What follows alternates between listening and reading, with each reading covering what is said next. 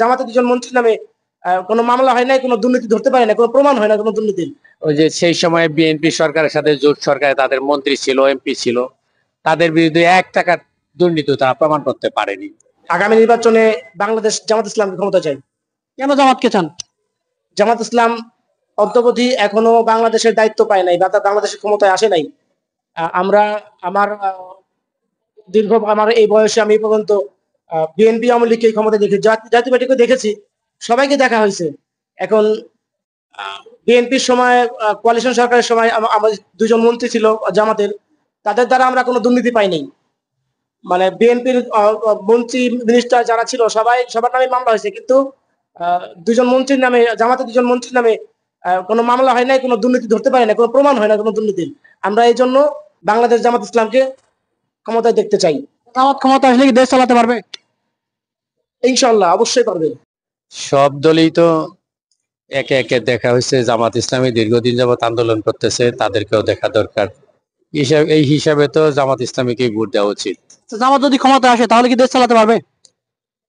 আমার মনে হয় পারবে, কারণ হচ্ছে তারা ইতিমধ্যে তাদের এই সক্ষমতার প্রমাণ দিয়েছে।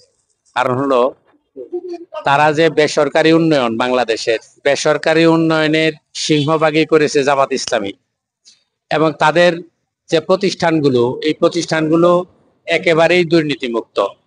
এতেই প্রমাণিত হয় যে তারা তাদের প্রতিষ্ঠানগুলো দুর্নীতিমুক্ত রাখতে পারবেন।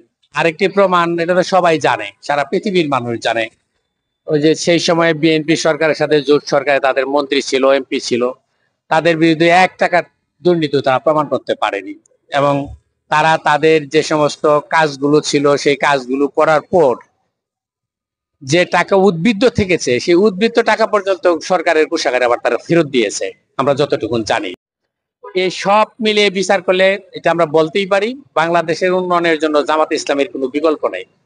কারণ অন্যান্য রাজনৈতিক দল অনেক বড় বড় নেতা আছে, এটা ঠিকই আছে, কিন্তু এই সমস্ত নেতৃত্ব এবং তাদের যে সফলতা ব্যর্থতা, এটি দেশের জন্য খুবই যে মঙ্গলজনক এটা না। কারণ তারা তাদের দলই নিয়ন্ত্রণ করতে পারে না, তারা তাদের দলই নিয়ন্ত্রণ করতে পারে না, সেখানে দেশ নিয়ন্ত্রণ করবে, এটা অবান্তর। অতএব দেশের মানুষকে উচিত জামাত ইসলামীকে আরেকবার একটা সুযোগ দেওয়ার চেষ্টা করা, আর জামাত ইসলামের উচিত দায়িত্বশীল ভূমিকা পালন করা, যাতে করে দেশের মানুষের, শুধু তাদের দলের না, আওয়ামী লীগ, বিএনপি, যত দল আছে, সব দলের যত মানুষ আছে, তাদের সকলের উন্নয়নের চিন্তা করা। শুধু দলীয় উন্নয়নের চিন্তা করলে দেশ চালাতে পারবে না, এটা একটা ব্যর্থতায় পর্যবসিত হবে। এই কারণে আমি মনে করি সর্বদলীয় ভাবে সকলকে সাথে নিয়ে একটি সুন্দর, যে সোনার বাংলাদেশ গড়ার জন্য জাতীয় একটি যুদ্ধ হয়েছিল, মুক্তিযুদ্ধ হয়েছিল, আমাদের মুক্তিযোদ্ধারা যে মহান মুক্তিযুদ্ধ করেছিলেন, সেই মুক্তিযুদ্ধের আদর্শ বাস্তবায়ন করতে হলেও আমাদেরকে সম্মিলিতভাবে সৎ, যোগ্য, সাহসী মানুষের নেতৃত্ব দরকার, নাইলে সম্ভব।